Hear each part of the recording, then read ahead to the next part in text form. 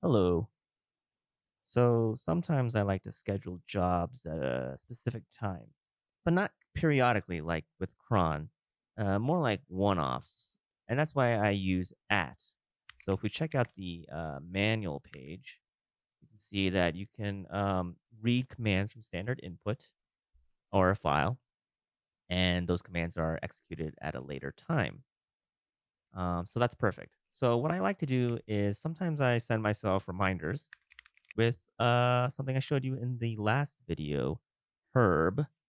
So we need to let's do that right now. Let's pipe in a message like, I don't know, go to sleep, and then pipe that into at, and let's make that play now. I mean, sometimes I'll do that, like I'll do sometimes like 10 p.m. But in order to show this for right now, I'll do now. And then before we do that, we actually need to set the display otherwise, because this is running in the background, and then it it won't know which display to show. So let's run this, and you can see that it actually ran. So that's good. And if you like, let's say we want to do this in 5 minutes, you can. Oh, whoops. Oh, I guess that it wanted it to be plural. Anyway, if we want to look at the queue, we can do the command at queue, and it'll display the at job queue. So let's do that. And we can see I've got all these jobs that I've now entered, and I don't want them to all run. So to do that, we can use the command at remove or at rm, which removes those jobs. And we can either remove all the jobs belonging to the user, or we can remove a specific job. So like if I want to remove a specific job, then I need to do that. Um, so at remove hyphen a Joseph, at remove hyphen a, and all those jobs are removed. So something I also like to use this for is to send email. So let's say I'm sending an email. I'm sending it to my friend, I don't know, Jane Doe. And hello. There's something I need to talk to you about. And then, but I don't want to send that yet. I don't want to send that yet. Like, say I'm doing this at 2 in the morning, and I want to send it at 8 o'clock in the morning.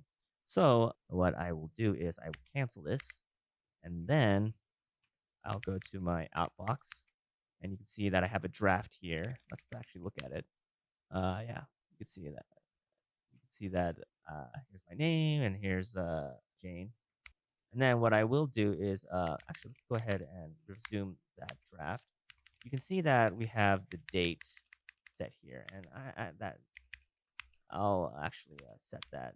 Let's say I want to send this the next morning, and we do this, and then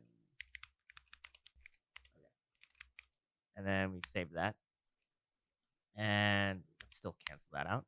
And so I want to send this out at 8 in the morning, and what I can do is let's go mcom -r uh, uh, m sequence one. That's the first mail in this sequence, and then we will send it, and then we could do that at 8 a.m. And then you can see we have that scheduled out at 8 a.m. And then I think you can let's go check that out. Actually, we need to do as bar, and then we need to go to cron, and then we can see on at jobs, this job has our command. So that's pretty cool. Anyway, something that at will also do is send you errors if you're command fails. So let's say I was sending myself a reminder and I forgot to set the display. Um, Turn off the lights. And let's do that right now. And if we go to my inbox, we can see that I've got this mail from the at run service, which is outputting from the at job. So let's go ahead and look at that. And you can see that your at job on DevBox OBSD produced the following output, cannot open display. So it'll send you errors if your job failed. And that's it. If you have any questions for me, be sure to check out my website, josephchoe.com.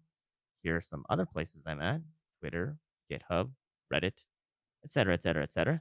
Goodbye forever.